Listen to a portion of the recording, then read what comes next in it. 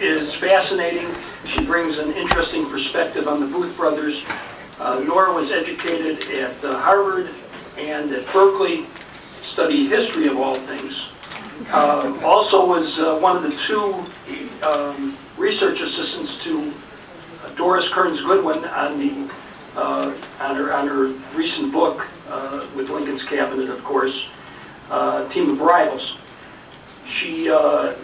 This is her first book, and I would highly recommend that if you haven't read it, read it. And she's going to tell us about really an untouched subject who Edwin Booth have heard very little about him. Everybody's heard about John Wilkes Booth, and like I said, she has a very interesting perspective and presentation to present on that subject. Without further ado, Nora, please.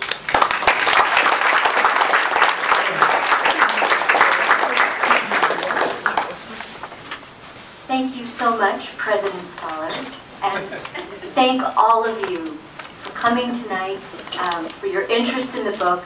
It is an honor to be here in this beautiful room on a beautiful Friday evening, and I just appreciate your time so much, and can't tell you how grateful I am. So, John Wilkes Booth, it's a little known fact, made his first threat against the life of Abraham Lincoln here in Chicago. It was Chicago win, right? It was early in the war. It was December 1862, and John Wilkes was here acting a gig at an immense and brand new playhouse at the corner of Madison and State Street called McVicker's Theater. It had been built by an impresario named James McVicker at an eye-popping expense, and it sat 2,500 people. This was an impressive engagement for someone like John Wilkes. So it was December 1862, and John was drinking in a bar called the Green Room, located right next door to the theater on Madison, near State. And he was joined at the bar by the stage manager of McVicker's Theater and some local actors. Now, at this juncture, let me say, John Wilkes Booth was not a great actor.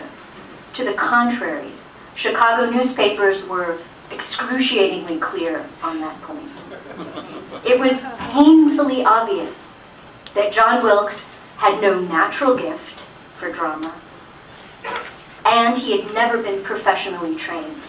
So when Chicago critics showed up to see his performances, they wrote things like, "It is evident that John Wilkes understands none of the words he is saying when he speaks Shakespeare." And they called it a severe dose of rant, what you would hear coming out of his mouth. And the sad thing was that John compensated for his lack of grasp of Shakespeare by bellowing the words that he couldn't really comprehend at top volume on stage. His fellow actors despised him. John had a very faulty memory. He often lost his place in a script, and so, to cover his confusion, he would improvise flurries of stage violence, filling in those spots of carefully choreographed stage fighting that are parts of Romeo and Juliet or Richard III or any other Shakespeare play, with random physical gymnastic violence. He would turn on his co-stars and force them to battle him with real effort to prevent themselves from being injured. Actresses especially were terrified of John Wilkes Booth. A woman who played Desdemona to his Othello, for example, or Juliet to his Romeo, would be thrown around the stage like a rag doll. Their costumes would be torn, their hair would be pulled. They'd suffer bruises for weeks after playing with John Wilkes. So, on top of this, to add to his popularity with Chicago actors, John Wilkes reportedly was incredibly vain, if you spoke with his fellow players, self-aggrandizing, touchy, and an angry shouter when the topic of Confederate politics was raised. And to add to his charm, he enjoyed playing mean backstage jokes, which ended with people being injured. So why was this character playing to an audience of 2,500 people in Chicago? Well, he came from a famous family, and people were curious to see him, as they would be curious to see a son of George Clooney, for example, or Robert De Niro, who took to the stage for the first time. And also, truth be told, people knew about the gladiatorial spectacle of these stage fights that John Wilkes loved to generate. And they'd come to the theater to see other actors get their arms broken, thrown into the orchestra pit, or suffer actual bloody cuts. So this unpopular John Wilkes Booth is drinking cream ale in the green room on State Street near Madison in December 1862. And he says to the other actors gathered there with him, "What a glorious opportunity it would be for a man to immortalize himself by killing Lincoln." Now, it's a serious business to toss around a line like that in Chicago in 1862. For as we all know, in 1860, this city, not far from where we are now, in the Wigwam, nominated Abraham Lincoln to be our candidate for the presidency. And though there was a diversity of opinion in Chicago about how the war was being prosecuted, there were Democrats, there were Republicans, everyone was largely behind the Springfield lawyer in the White House. So the men in the bar angrily challenged John Wilkes Booth, "What do you mean? What a glorious opportunity this would be to achieve immortality by killing Lincoln." And John answered them with a line from Richard III. I'll quote you the line. "The ambitious youth who fired the Ephesian dome," John Wilkes Booth said, "exceeded in fame the pious architect who reared it." And this is a line that Richard III says to explain why villains get famous more quickly than do-gooders. The Ephesian dome was one of the wonders of the ancient world, and it was burned to the ground in 200 AD by an arsonist who wanted to be remembered for an epic act of destruction. So this is John's explanation for his threat. And you have to love guys in Chicago bars, because they came back at him, one of the witnesses reported this evening. "Well, who was that youth, John? What was the name of the Ephesian guy who fired the dome?" "Well, I don't know," John Wilkes Booth said. "Then where's that fame you speak of then?" And that ended the conversation. But no one forgot what John Wilkes Booth said that night in December 1862. The story spread through actors' circles, as stories will, and it reached the ears of James McVicker, the impresario who owned the theater where Booth was working. And Booth never acted in Chicago again. McVicker not only refused to book John at his theater beyond that date, but it seems clear he made it obvious to other theater owners in this city, because John never came back. He wrote to McVicker later on, begging for an engagement because he was desperate for money, given all of his other qualities, his lack of stage talent and his charming personality. He had a hard time getting work, and he wrote to McVicker asking and was turned down. So I have to tell you, I'm a lot like, in some ways, James McVicker. For many years, I worked as a researcher for Doris Goodwin as she was writing her fantastic biography of Abraham Lincoln, Team of Rivals. And of course, I knew John Wilkes would be coming into the story at some point. And like James McVicker, I wanted nothing to do with his character.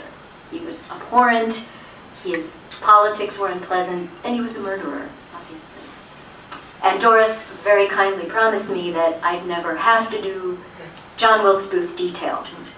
So, how did it happen then, after my work for Doris was done, that I spent the next 4 years of my life, against my inclination, unearthing thousands of pages of long-buried, long-forgotten Booth family letters, diaries, manuscripts, and reminiscences in order to tell a new story about Lincoln's killer. Why would I do that? Well, in the course of working for Doris Goodwin, I discovered that a central character was missing from the pages of our Civil War history. A character vitally important to the story because he dominated the life of John Wilkes Booth, just as he dominated the public stage of 19th century America. I wanted to resurrect this lost character. It was a mission to bring this forgotten man back to life. And in so doing, I wanted to shed new light on that tragedy that took place in Ford's Theater on April 14, 1865, when John Wilkes finally carried out that threat that he first made here in Chicago in 1862. Now, I'd like to tell you a bit about the document that first led me to this forgotten man. And then I would love to take your questions and have a conversation. So the clue that consigned me to 5 years with John Wilkes Booth was a diary entry in a manuscript kept by the daughter of Lincoln's Secretary of State. William H. Seward had a daughter named Fanny Seward. She was 19 years old at the height of the Civil War. She lived with her father in Washington, and she kept an amazing record of her years there. She lived at his mansion in D.C., and she was just the sort of person you would want to have a private eye view on the social life of the Lincoln administration and of wartime Washington. She was funny, she was well educated, she was very observant, and she was a bit of a snob. She assumed, as a lot of people did, that her father, William Seward, was going to be nominated here in Chicago. And so it was with a bit of chagrin that she went to D.C. and participated in the social life of the Lincoln White House. And she was very hard to impress because she was the epitome of an American aristocrat. Father had been governor of New York. He'd been a distinguished United States senator. And she was extremely refined. So it was not surprising to read in her diary after she first dined with Abraham Lincoln in the White House that she found him not of her class. Lincoln was an autodidact, of course, self-made man, never had a formal education. I don't need to tell you that. But Fanny called it like she saw it. She said, he's a kind man, he's a good man. I don't think she perceived his greatness at that point. But she said, he's no gentleman. He's a man who says, I heard instead of I heard in conversation. And that was enough to damn him a bit in her eyes. If it's any consolation, Fanny was no kinder to General Grant. She said he was soldierly, but dull, hard to strike up a conversation with at a social gathering. Unsurprising. But there was one man that Fanny was dazzled by, ravished by, so impressed by that after dining with him in her father's house, she stayed up all night writing 35 pages in her diary. And then as a researcher, you can see how her handwriting changed. She was so excited, you could barely read it, and it went on and on and on for 35 pages. She called this man, quoting her father, William Seward, a genius, a hero, a scholar, and, keyword, a gentleman, even though this was a man who had no more formal education than Lincoln and came from an even lower social class. This man was a 30-year-old actor named Edwin Booth. This was a name I'd never heard of for all the years I'd spent researching the Civil War. This was my forgotten man. Edwin Booth, older brother of John Wilkes, dined with the Seward family in their mansion in Washington, D.C. in March 1864, a year before the assassination. And Fanny's diary description of that night changed my life in the sense that it gripped me, it amazed me. I mean, not only is it extraordinary to find a member of the Booth family dining with the second highest ranking person in the Lincoln administration before the assassination, but it was more shocking even because Edwin Booth, like his brother John Wilkes, was an actor. And in 19th century America, unlike today, actors were pariahs. They were social untouchables. They were the lowest place on the totem pole of professions. They were not considered artists at all, but more like hucksters, people who got up on stage nightly and displayed their bodies to crowds for money. In men, the work was considered in this Victorian era like a degrading form of manual labor, and in women, it was 2 steps away from prostitution. And respectable people, polite people, particularly aristocratic people like the Sewards, did not have actors in their homes, ever, especially to introduce a single male actor to a young woman like Fanny, who was of marriageable age and very refined. So this was my question. How did Edwin Booth overleap that social prejudice against actors? How did he get in the door of the Seward mansion? Why was he there? Who was this person? And this mystery launched My Thoughts Be Bloody.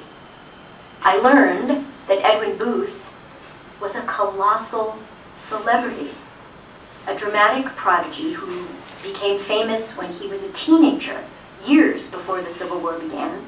But by 1864, when he was dining with the Sewards, he was an international star, the biggest name on the American stage, and probably one of the wealthiest actors ever in the 19th century.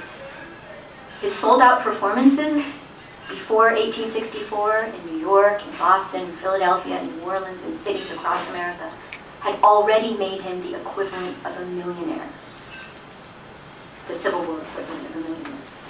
And by 1864, when he dined with the Sewards, he owned his own theater on Broadway in Manhattan, where the box office took in $200,000, the modern-day equivalent of $200,000 per week. To put that in perspective, Abraham Lincoln made $80,000 a month in modern currency. So it was surprising to think of a brother of John Wilkes Booth being a millionaire, an international star. But perhaps most surprising of all, Edwin Booth was an abolitionist. He was an anti-slavery man, he was a Northern loyalist, and he was an ardent and devout admirer of Abraham Lincoln. Edwin was so devoted to the Union cause and the work of the Army that he used that theater on Broadway to raise money for U.S. military hospitals and for widows and orphans of federal soldiers. So he was wealthy, he was famous, he was an abolitionist and a very generous donor to the war aims of the Lincoln administration. These are all great reasons why Edwin was in the Seward house. But the best reason, and the most, again, surprising reason, I found in a very rare Civil War newspaper at the University of Chicago Library. Actually, they don't even have this edition at the Library of Congress. So, thank you, Chicago. The reason why Edwin Booth was in Washington, D.C. in March of 1864 was an excellent one. He had been invited to give a command performance for President Lincoln on the 3rd anniversary of Lincoln's inauguration. March 4, 1864 was a festive occasion in Washington, D.C. The National Theater was specially decorated for that night, Abraham and Mary Lincoln came because the president wanted to see his favorite plays for the week of his inauguration anniversary performed by the greatest living American actor, who was Edwin Booth. Edwin acted Hamlet, Macbeth, Richard III, all the classics for Abraham and Mary Lincoln over 6 nights of gala inaugural anniversary performances. And all of Washington turned out for these plays.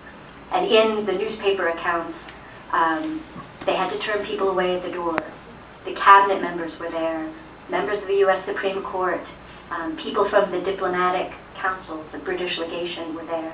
It was the social event of the season in 1864, a bit of brightness in all the darkness of the war.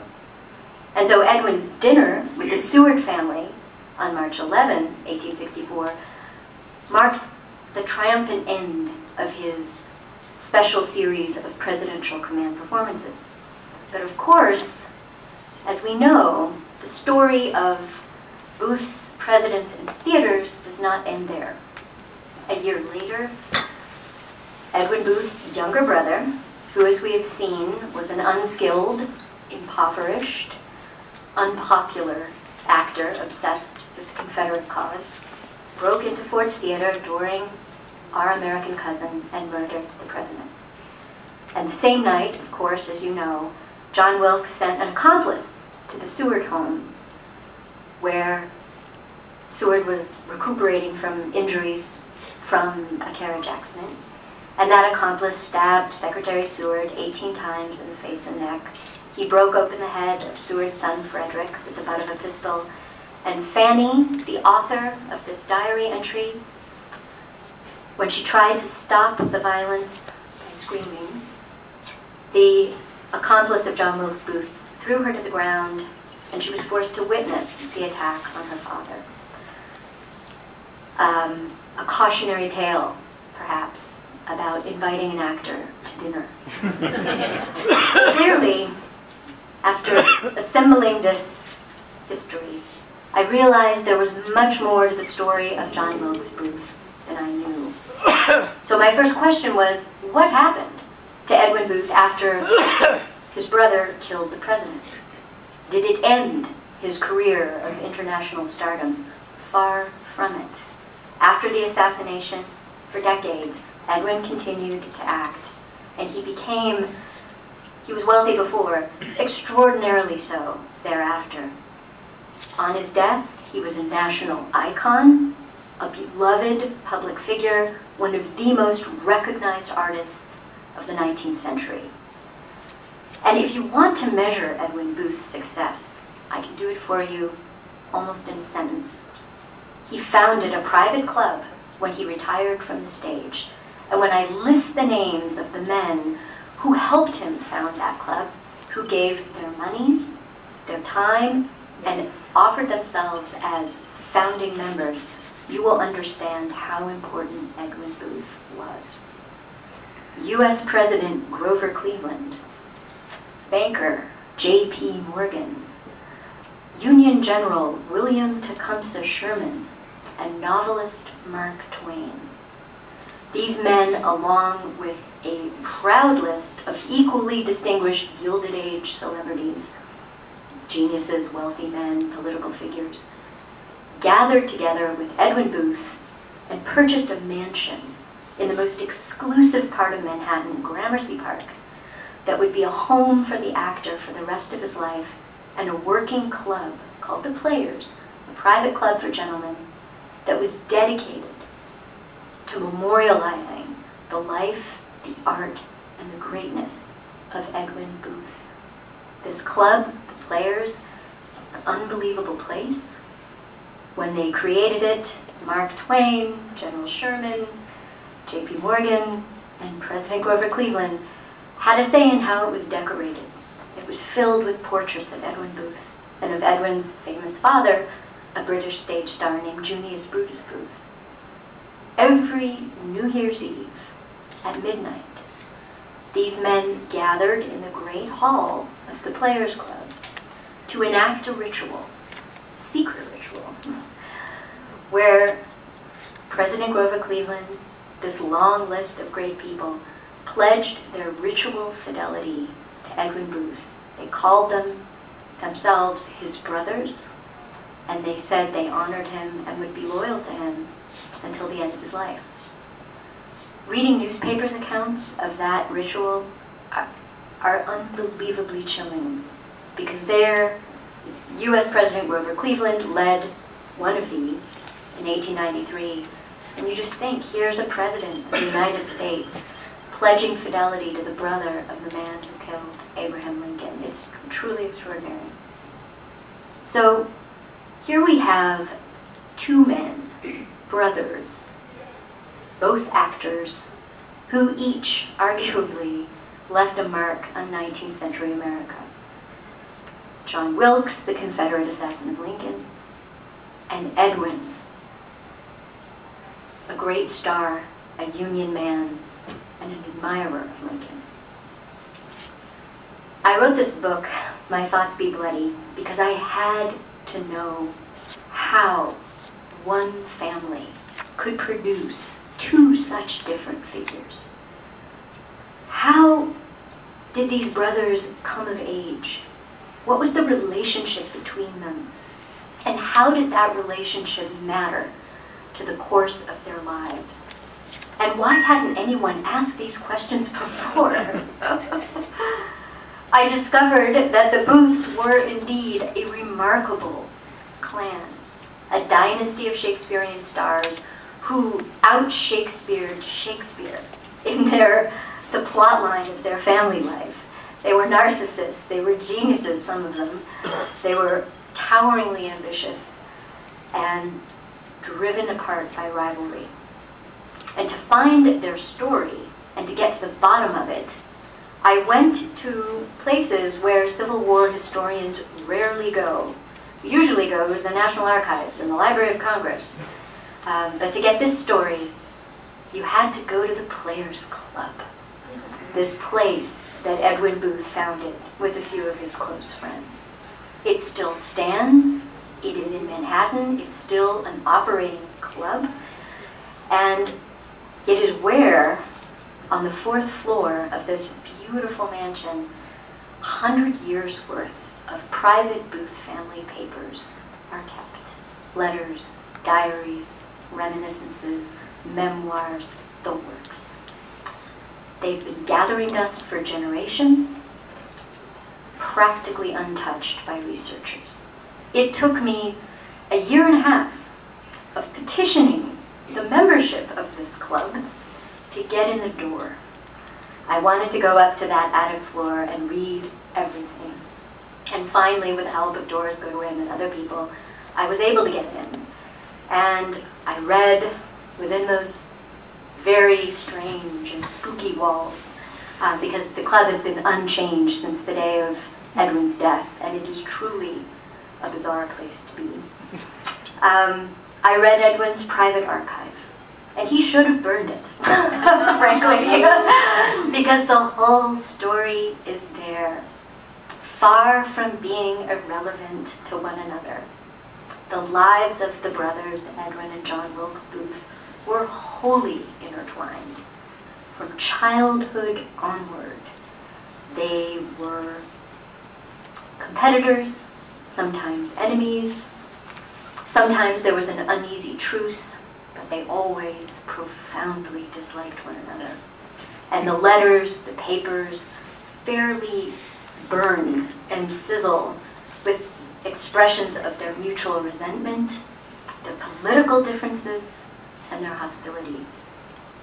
But what those manuscripts told me, in great detail, in vivid detail, was how these two Maryland-born boys wound up on opposite sides of our national conflict, one with the North, the other with the South. And these papers told me why these two sons of a phenomenal Shakespearean actor, Junius Booth, had such different professional careers. Edwin, the greatest actor of the 19th century, and John Wilkes, a laughingstock on stage, someone who struggled to earn a living as a performer. So I found that the lines drawn in the battle of the Civil War were definitely drawn in the Booth family, with John Wilkes standing apart from the rest of his Union clan. And the enmity between the brothers, as the North and South divided in 1861, was political. But Edwin's success as an actor drew another set of battle lines. So after my time at the Players in New York, reading everything, it became clear to me that John Wilkes' assassination of Lincoln, the act of a Confederate zealot and conspirator, was also something inextricable from the Booth family's tangled history. And I found it impossible, in the end, to separate the idea of John Wilkes, Confederate zealot, John Wilkes, Confederate conspirator, from the idea of John Wilkes, the actor, the son of Junius Booth, and the brother of the great Edwin Booth. So I could tell you how that rivalry began. But right now, I'd like to stop for a moment and take any questions that you might have at this juncture.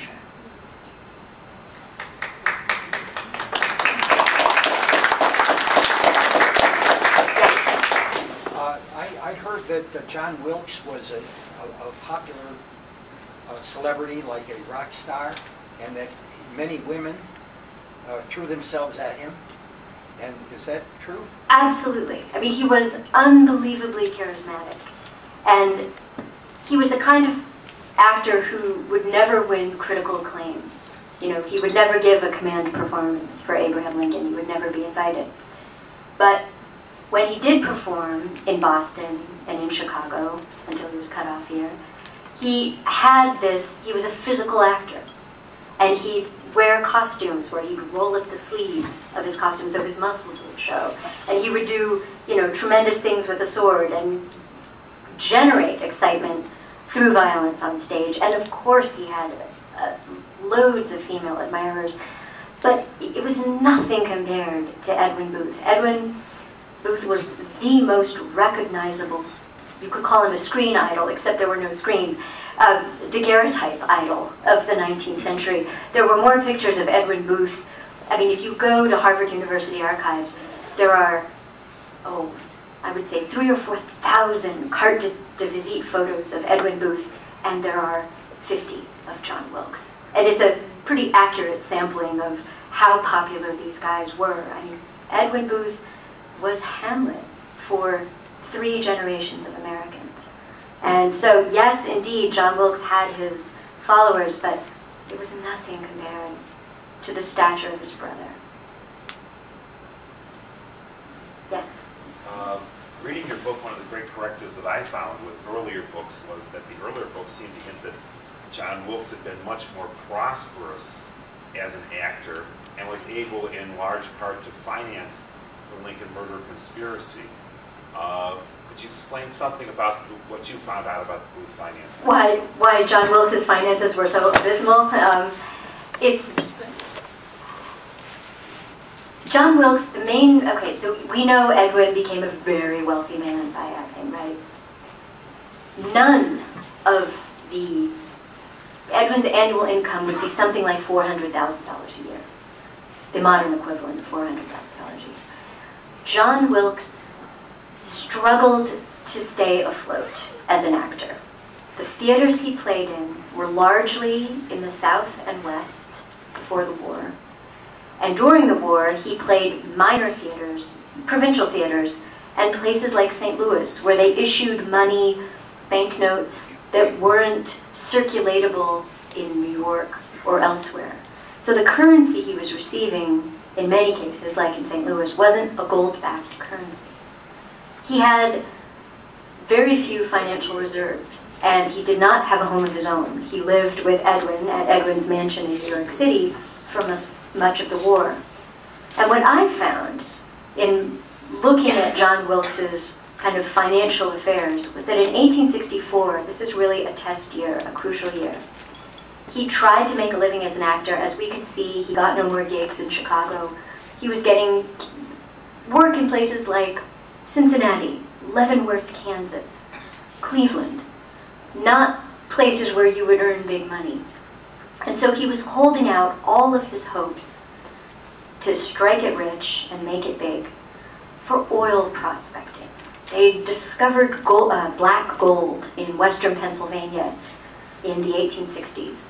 And John Wilkes, who was tired of touring, who knew he was doomed as an actor, he thought this was his way out. So he took what savings he had, banded together with some friends, and started an oil company called the Dramatic Oil Company, aptly named. And they went to Petrolia, which is what that region of Pennsylvania came to be known as, or Oil Dorado, as other people called it. And they sank 3 wells at great expense, terrific expense, and much labor. And the wells came up dry. And John Wilkes' family, the Booth clan, had given this enterprise their blessing. John Wilkes was never supposed to have been an actor. No one in the family wanted him to be an actor. They knew he would be an embarrassment to them because he didn't have the gift, he'd never been trained. And they said, oh, you want to go start an oil company? Great, do it. You know, this is a perfect idea. He hid from them the failure of his oil wells. So in July of 1864, he had been in Petrolia, you know, realizing that this was a wash and that he lost all his money. He came back to New York City and he told Edwin, my fortunes are booming. This is great. He lied through his teeth. Later that month, he met with recruiters for the Confederate Secret Service at a hotel in Boston, and they hired him for a job.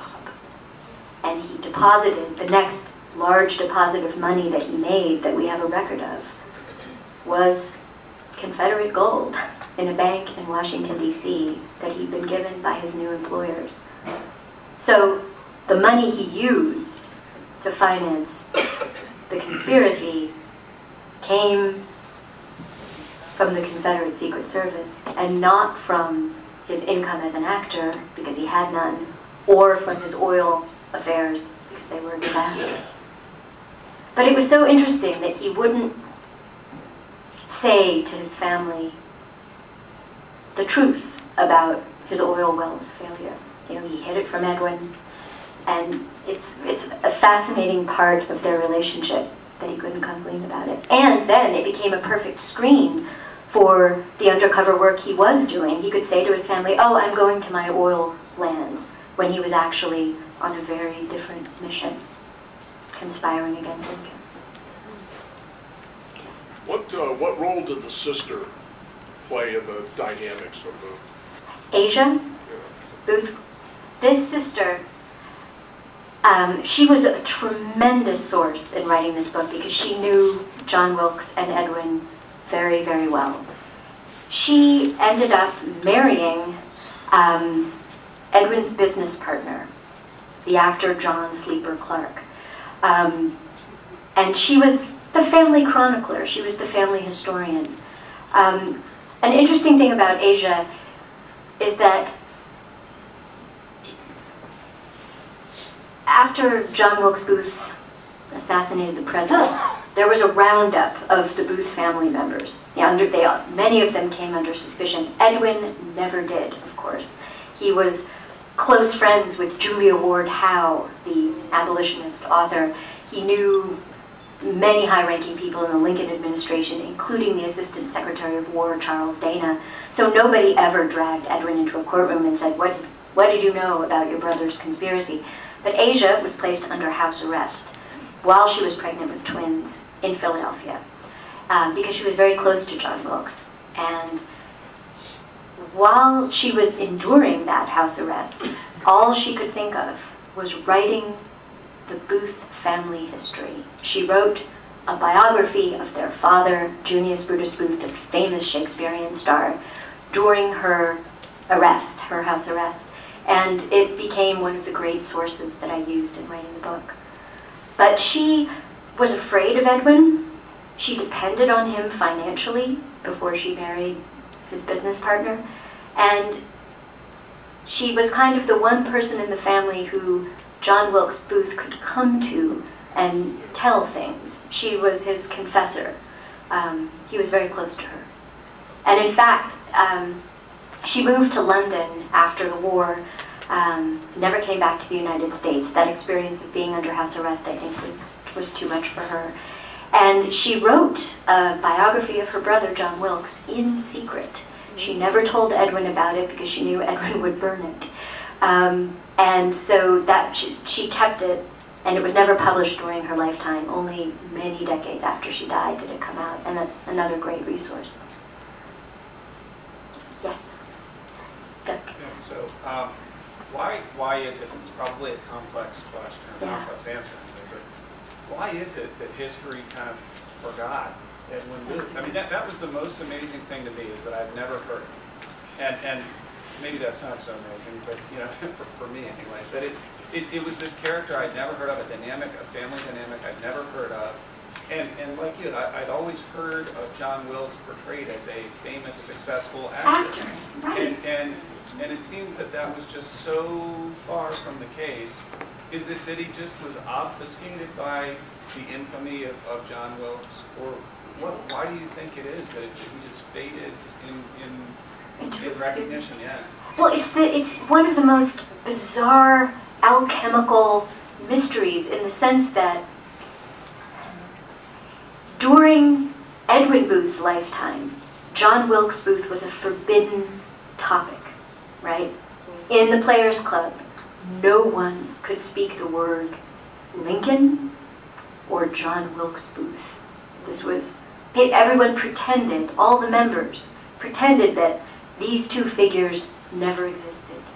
And in large part because of the tremendous veneration and respect of Edwin Booth, and he had many friends in the New York newspaper business, no one wrote about John Wilkes during Edwin's lifetime. Very few people talked about him. He was buried out of sight. But after Edwin died in 1893, there was this tremendous outburst of John Wilkes Booth reminiscences. Suddenly, now that Edwin was dead, stuff could come out about John Wilkes Booth. And I think that as the generations of people who saw Edwin Booth on stage died off, how do you remember a stage actor? How do you preserve that greatness? You know, there's a wax cylinder recording of Edwin Booth acting.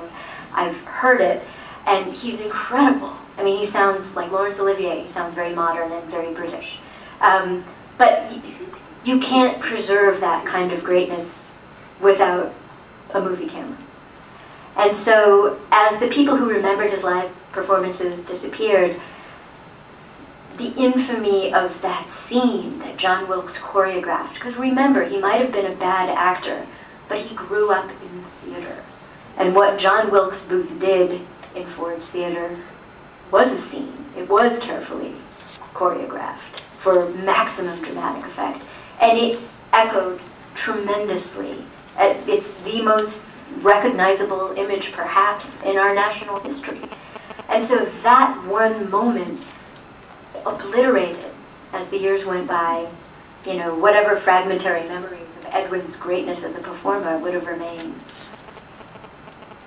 Yes? What was the age difference between the two of them? It was very close. They were 4 years apart. But what's interesting is, you know, there's calendar age, and then there's mental age. And very early in life, these two brothers were put on completely different paths. And that changed them utterly and made the gulf between them so much wider. To understand how different their childhoods were, you have to know their father was this amazing, crazy actor named Junius Booth. He started his career in London in the 1820s. He was British born. He was a friend of Lord Byron. He was a believer in free love and a Hindu. He rejected Christianity and other normal forms of belief. He was a radical's radical. And he ran away from London, leaving a tremendous career on the London stage and a wife and child. He ran away to America, with this excessively gorgeous 18-year-old girl he'd met on the streets of London named Marianne Holmes. And he couldn't marry her, and he couldn't live with her in London because that would destroy his reputation. So he took her to America. And all the 10 children that they had here were illegitimate, including Edwin and John Wilkes. And this couple, Marianne Holmes and Junius Booth, never wanted the truth about their children's origins to come out, so they pretended to be married. And Junius was an instant hit here in the United States. He played for John Quincy Adams, for Martin Van Buren, for Andrew Jackson. He was a colossal force on stage. He was mesmerizing. He was a genius who never forgot a word that he read. He had a photographic memory. And Americans loved him. And he used the money he earned playing from north to south, from New Orleans to New York City, to buy a piece of property remote in the Maryland woods. And he hired, ironically enough, the architect who would later design and build Ford's Theater. Hired this man to build Tudor Hall, the Booth family estate. But the virtue of this estate, built by the later Ford's architect, was that it was hidden away from the world. Because the parents didn't want their children to ever come into contact with the idea that their father actually had a wife and child, legal wife and legitimate heir in London. And so that's how Edwin and John Wilkes spent their early years of life, kind of walled up in the woods in Maryland. But everything changed as their father became a heavy drinker. And Abraham Lincoln writes about this. He said in the 19th century, genius was often afflicted with intemperance, his word for alcoholism.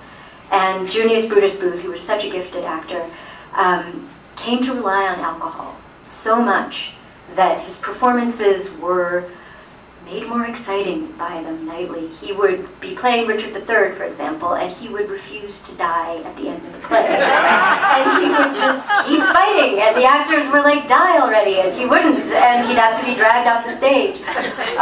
Or in Lear, if he played King Lear. Yes, right, he wouldn't give up his kingdom. And if you were playing Lear, he would become so engrossed in the sorrow of it, and he'd have had a lot of brandy prior to this, that he burst into real tears, not stage tears, and begged the audience to take him to a lunatic asylum. He tried to commit suicide several times while on the road. He would throw himself from steamboats into the Atlantic Ocean and have to be fished out. He became very erratic, but most problematic for the Booth family, or for his 10 children with Marianne Holmes, he gave away his money when he was drunk. In one instance, he steined away a stock certificate worth $40,000 in our currency in a fit of drunken generosity to a stranger he met at a bar. And he couldn't get it back.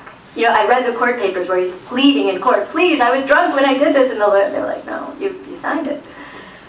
So, to answer your question, Marianne Holmes, the mother of this brood of children, saw her income source drying up.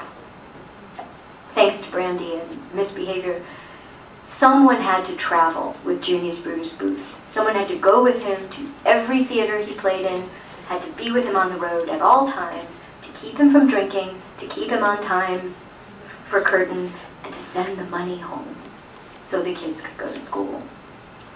And 12-year-old Edwin was chosen for that job. 8-year-old John Wilkes got to go to an expensive boarding school, essentially paid for by his brother's labor, because Edwin was the one who kept Dad on time and on schedule and sober. For 7 years, Edwin Booth was his father's minder, his guardian, his watchdog, and also his student in the art of acting. And Asia Booth, the sister of these boys, writes how painful it was to see Edwin do this work, because as a 12-year-old, he knew that if he failed, if he, let Dad walk into the saloon, John would have to leave boarding school. Asia would have to leave her fancy Catholic finishing school. And so he brought this almost hysterical intensity to the work of keeping his father sober, and to paying attention backstage and putting on his father's makeup and dressing him because he was his father's valet. And that really forged him as an actor and made him old before his time. Whereas John Wilkes, the family never wanted to be an actor. Junius Booth looked at John and said, "The theater is a sea of vanity, and those without talent will drown in it." And he wanted John to go to school to become a lawyer, but John didn't have the mental requisite for that work. So they said, "Gentleman farmer." And John ended up at several fancy Maryland boarding academies where he spent his childhood years with the sons of Maryland slave owners, with the Maryland gentry. And that's where he imbibed his Southern politics and his Southern identity. While Edwin, he left Maryland. He was traveling to Boston, to Philadelphia, to New York, to San Francisco with his father. He was part of the great West and North of the Union, and he was an artist as a result of that, and a Northern man. So in that division, that early division, when Edwin is 12 and John Wilkes is 8, you see the beginning of why we have a Southern brother and a Northern brother. And as they got older, those differences only intensified. There's a moment when John Wilkes has to go on stage because the family is starving. And he gets his first jobs in Richmond, Virginia. And there again, he soaks up the culture and the politics of the South. And Edwin never has to spend much time in the South. He's always playing in Manhattan. So you see the geographic basis for their separate identities, starting from when they're teenagers. First you and then you. Yeah. I'm so struck as well by the writing because my background is theater history, and in theater history, Edwin is a colossus. And then there's John Wilkes Booth is like, oh yeah, and then he had this brother. That's terrible footnote. But what's really striking to me about what you're talking about is that, I don't necessarily know that it's that Edwin has been written out of history. I think he has. But I think theater as a way, as a critical part of American history has never been taken very seriously. I mean, can we name any of the other great 19th century American actors? I mean, how many people know Drew Barrymore but have never heard of Mrs. John Drew? I mean, Mrs. John Drew doesn't get any bigger than that, except maybe Edwin Booth. But what's interesting, I thought, is this idea of theater as kind of central to understanding the Lincoln assassination, or a component of the Lincoln assassination, is that role of theater. And I'm really struck, your work brought up to me this idea that Junius's great role was the great Shakespeare 19th century role, Richard III. Right. And that was far more popular than Hamlet. And I'd totally forgotten that until you were talking about this. It wasn't really until Edwin Booth that Hamlet, the intellectual, the thinker, and the guy who can't act, and that kind of theater and Shakespeare as a way for Americans to think about and understand themselves. Knowing that puts what you're talking about and the assassination in such a much clearer light. So. I knew the book would have to end with the assassination, but I decided to tell it from the point of view of the actors on the stage. And one reason I wanted to do that was Laura Keene, who has long been forgotten but was one of the great stars of the 19th century. Laura Keene was the woman on stage the night of the assassination. She was the one who rushed up to Lincoln's box and held him while he was bleeding to death. She was Edwin Booth's mistress, and her connection with Edwin Booth is of long standing. And so there was this whole other history going on in Ford's Theater among the actors while this very public political violence was happening.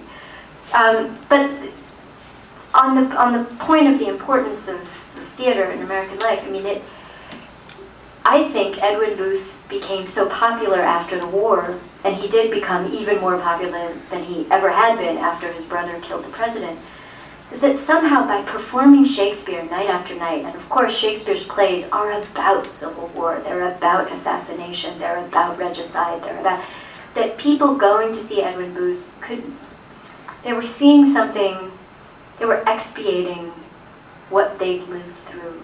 You know, those crucible years in the Civil War where so many people died and the country had split apart. And here Shakespeare's stories are kind of mirroring that back to them. But who better to be starring in this than the brother of the man who killed the president?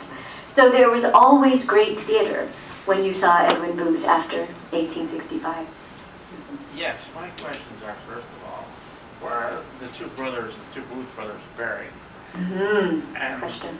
And secondly, once Asia Booth got to London, did she have much to do with her half-sibling?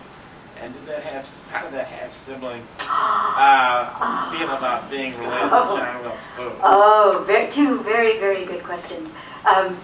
First of all, John Wilkes is buried in Baltimore at Greenmount Cemetery with his father, his mother, and every sibling except Asia and Edwin.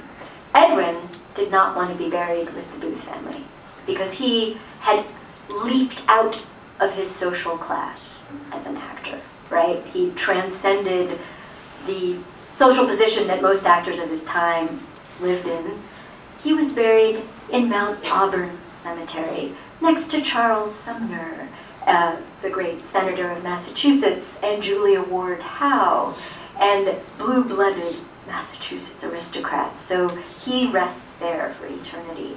And your question about the legitimate heir of Junius Booth is a very interesting one, because there was a spectacular event in the Booth boys' teenage years, which, armchair psychologizing, I think was pretty formative. The secret got out. The wife in London stopped getting her money around the time Junius started drinking. The payments the wife was receiving started to diminish, and they became irregular. And she started to wonder. She said, is this guy getting work in America? She subscribed. She's very clever. She subscribed to American newspapers, New York newspapers, and Boston newspapers, to see if the great Junius Booth was appearing in theaters. He was, but she was getting nothing by mail that was monetary. She got on a boat. She came to Baltimore. She came to the theater where Junius was working, and she publicly accosted him in front of all the actors and said, "You, I hear you have a second family." And she called him an adulterer and a criminal, and she pursued him. The descriptions in Baltimore newspapers of what this vengeful female did, she would chase the Booth brothers and their mother, poor Mary Ann Holmes, through the streets of Baltimore, calling the children bastards, calling Mary Ann Holmes a scarlet woman. She sued Junius Booth in civil court for all he was worth. And the adultery, the gross crime of adultery, was written into the public record that all the Booth children were bastards. And this happened in 1849. And John Wilkes was 12 or 13. And it was an extraordinary event in the children's development. Right after this, the family was bankrupted by that divorce suit. And so Edwin and his father had to make an extraordinary bid for money. They risked their lives to get rich again. They got on a steamship in New York City. This was after Mrs. Booth had taken everything she could. And remember, John Wilkes was in boarding school and his tuition had to be paid. So Edwin and the father get on a steamship and set out for California, where gold had been discovered. And minor 49ers loved actors. Californians didn't build churches and schools when they settled the state. They built theaters and saloons. And they really wanted to see Junius Booth out there. And so he and Edwin made this perilous trip. It was really a life-threatening trip down the coast of the Atlantic to the Isthmus of Panama. And they actually hacked their way through the jungles of what is now Nicaragua with machetes and guides and donkeys. And they battled brigands and cholera on the way. And they made it to California, and they got their gold dust. Junius and Edwin both performed in San Francisco at this phenomenal theater. But in what proved a very fateful decision for John Wilkes and the rest of the Booth family, Edwin refused to go home with his dad. He said, "You're going to go back across the Isthmus of Panama by yourself, because I'm 19, I want to be a star, I know I can be great. See you later, Dad. Don't drink." Well, Junius, to say the least, didn't make it back across the Isthmus of Panama safely.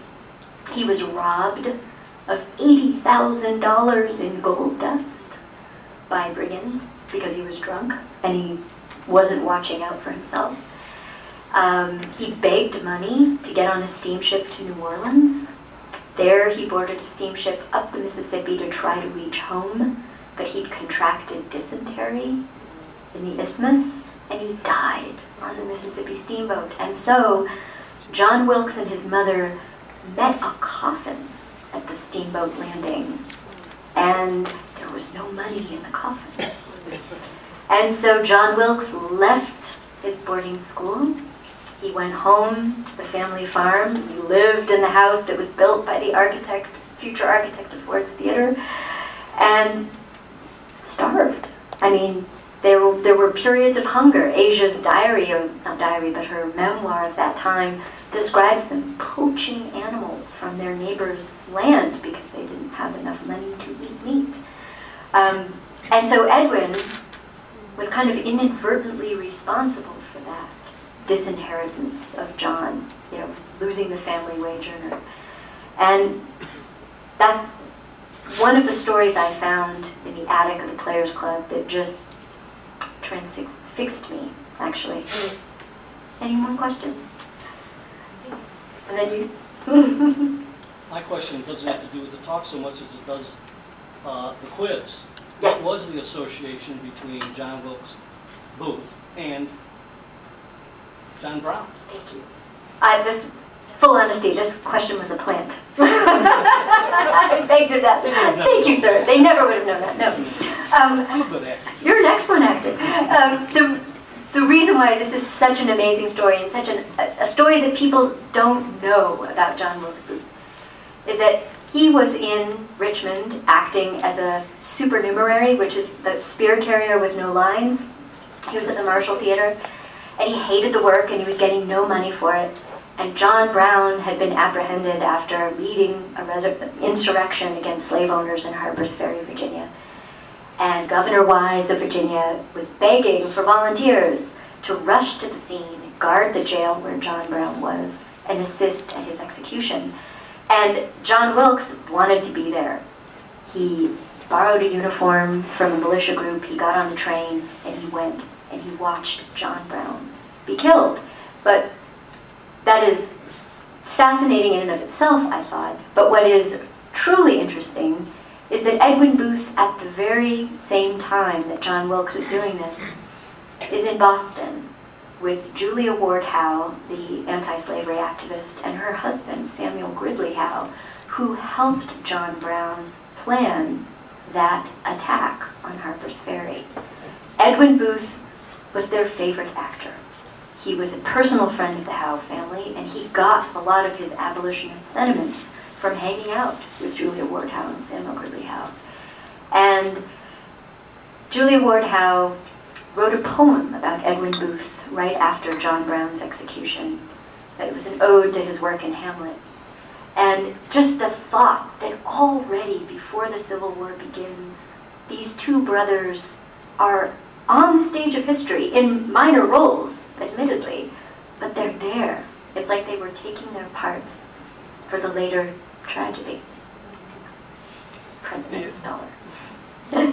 In any event, we know that they had their political difference in Yes. two brothers, but could you discuss what actually, Edwin seems like the good guy and the loving brother and taking care of the family, but he did try and to curtail John Wilkes's acting activities. Oh, completely. This is an excellent question. John Wilkes might have been a provider for the family, but he wanted to control John Wilkes's work on stage. Edwin didn't want competition. He didn't want another Booth taking the shine off of him. Not that John Wilkes could, with his meager ability, but he didn't want audience fatigue. He didn't want a lot of Booths crowding up New York theaters. So he forbade John Wilkes from acting in New York. There was a list of places where John Wilkes could appropriately play. And even before the Civil War began, Edwin even divided the map of the United States and said to John, okay, if you want to be a star, you act in the South, I'll act in the North. And they tried that for a year, and then the war began. But kind of a perfect illustration of what you're talking about, John Wilkes was always struggling for money. His brother was always rolling in money during the Civil War years. And John had to stay at Edwin's house because he had nowhere else to stay when he wasn't on the road touring from theater to theater. But the rule he had to observe always was when you are under Edwin Booth's roof, you never talk Confederate. And it seemed a fair enough rule. Edwin was passionately devoted to Lincoln. He didn't want to hear his brother shouting about Jefferson Davis and the greatness of the Southern cause. And he said, okay, if you want to stay here, if you want to sleep here, I never want to hear a word of this. And the one time that John Wilkes violated that rule, the brothers came to blows. They fought, and Edwin threw him out of the house. So there are dramatic moments where John's political emotions get the better of him, and he lashes out at Edwin physically. There's one other question that I have, and this is, as what you called it, this is a partial plan. I have a question. They do spend a very eventful few days in July in 1863 at Edwin's house, and also with a friend of theirs named Adam Badeau, who might explain to the ladies and gentlemen how his connection is with General Grant and also with Edwin Booth. Thank you. This is an amazing story, and one of those shocking things that you find when you're going through some dead person's papers. And I actually, when I read it, I almost screamed out loud in the reading room at Harvard University and almost embarrassed myself. Adam Badeau was a New York drama critic before the Civil War, who discovered Edwin Booth's talent early on and became one of his greatest advocates. He said, "This is our first American genius. He's the best actor I've ever seen." And he had a lot to do with Edwin succeeding as much as he did. Badeau wrote for many newspapers in New York City, including The Times. When war started, Adam Badeau volunteered to be an officer for the Union Army, of course. And he and Edwin kept up a correspondence throughout the war. They were very close friends. And when Adam was wounded in battle in Louisiana in 1863, he said, "Edwin, can I come to your house to recuperate?" It was the summer of 1863. Adam Badeau was an aide-de-camp to General Ulysses S. Grant, of all people. And he went to Booth's mansion in New York with a terrible injury on his leg. He couldn't walk. And John Wilkes was there, and Edwin was there, and Adam Badeau was there in July of 1863 when the New York draft riots erupted around them in Lower Manhattan. The Lincoln administration had just initiated the first draft. Irish immigrants in New York City objected to the $300 buy a replacement rule, so rich guys could buy their way out of the draft, but guys who didn't have $300 couldn't. There was an uprising in New York, and thousands of people took to the streets, looting, burning houses, lynching African Americans, attacking policemen, any representative of Union authority, so Union soldiers, or of civic authority, policemen, office holders, were targets of violence. And who was Edwin harboring in his house? A Union officer who worked for General Grant, and this was Adam Badeau, and Adam's servant, who was African American. So John Wilkes Booth had to conceal a black man in this house to protect him from lynching by the mobs that were rampaging through New York. And he had to conceal the identity of an officer, a Union officer, because the mobs would go door to door and say, "Are you hiding anyone?" And amazingly, John Wilkes protected Adam Badeau, General Grant's aide-de-camp, and his servant throughout a week of rioting violence. And Adam Badeau told this story only after Edwin died in 1894. He wrote an article about it for Harper's Magazine, "The Time that John Wilkes Booth Saved My Life." And what's wonderful about Adam Badeau is that he's one of the best sources about Edwin Booth and about President Ulysses S. Grant, because Badeau stayed with Grant. He was with Grant at Appomattox. He wrote to Edwin Booth when he was with Grant at Appomattox. And all throughout his time with Grant, Badeau was writing to Edwin. So their correspondence is one of the most amazing historical records you could hope to read. You have a kind of an inside view through their letters of what's going on the ground in Grant's camp. And after the war, Adam Badeau assisted Grant in writing his memoirs when Grant was president. So it's another chapter of this surprising story that you would never find unless you decided to look at these brothers side by side. Yes? Wasn't Edwin initially rather uninterested or non-committal to the war initially? You're absolutely right. Neither he nor John Wilkes enlisted. I mean, people expected John Wilkes to sign up with the Confederacy. I mean, doesn't that seem natural? But neither of them enlisted. Edwin said, "I'm an artist first. Bullets and I don't get on well together. I'm going to serve my country by acting." And John Wilkes Booth could have enlisted in the Confederate cause, but he wanted to try to be an actor. And he had a unique opportunity. Edwin left the United States right after war broke out because he wanted to act in London. So he was gone. So for the first year of the war, John Wilkes had a unique opportunity. He was the only Booth acting on American stages. He had his best run, 1861 to 1862, when Edwin was out of the country. And he got a lot of work. And that was, I believe, his strongest reason for not enlisting. Edwin did come back from London in '62, and his best friend one of his best friends was killed in battle in Virginia, and that changed his attitude. That's when he started giving charity performances to support the Union Army. That's when he discovered Lincoln and decided, this fight is my fight. Yes? Edwin Booth's personal life, he married and then to another marriage, and then his wife died, but they had a little girl. And didn't he marry McVickers? Was it McVickers' daughter? He did. Wonderful James McVicker, who had such excellent taste in firing actors. Yes, his daughter was Edwin Booth's second wife. And it's quite a sad story, actually. She was certifiably insane, and Edwin had to be her minder. Kind of, it's almost like a Gothic novel, but he had to kind of look out for her for decades until she died. She was a raving lunatic, apparently. And I think that was one of the reasons why he was so keen to start the Players Club. No women were allowed in the Players Club. And, they were allowed in once a year on Shakespeare's birthday for 2 hours.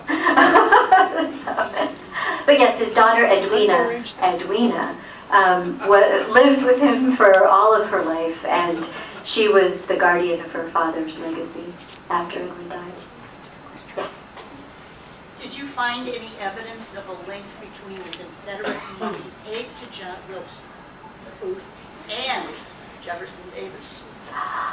You know, my research stopped at that juncture, I found that it is extremely hard to probe the details of a secret organization. But I did try to find out how John Wilkes Booth connected with the Confederate Secret Service in the first place, because that to me seems like a relevant detail. And I think, and it's impossible to say, you know, this is a secret society, who knows, you know, when contact happened or whatever. But in '64, one of the last acting engagements John Wilkes Booth had was in New Orleans. Federal armies had retaken it. It was safe to go down there, and they opened their theaters again. They'd been closed previously in the war. So John Wilkes was one of the first actors to come down from the north to play in New Orleans, and I think that's where he made contact with some blockade runners and with some people who had connections to the government in Richmond. Those are the only sources that I could find that led in that direction.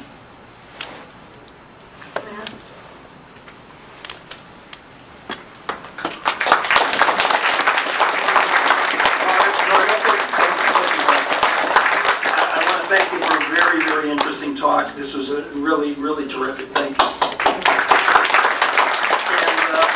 on your behalf, we are making donations to Camp Douglas. They're restoring the buildings there, and we're going to make a donation on your behalf for giving your talk here today. Thank you very much.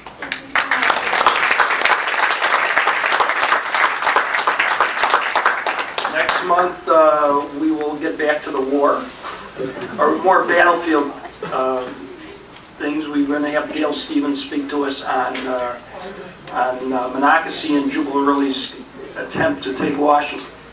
Drive safe, everybody. Have a good evening. I stayed up, and then some.